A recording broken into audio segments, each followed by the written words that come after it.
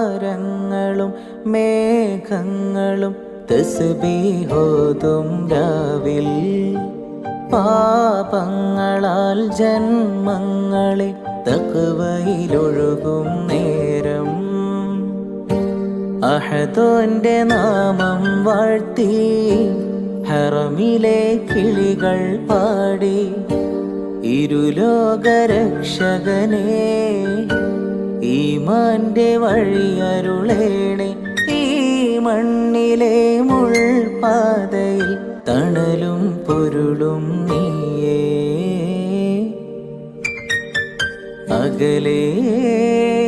അകലെ പള്ളി മിനാരം അഹദിൻ മദ്ഹ് വാഴ്ത്തും നേരം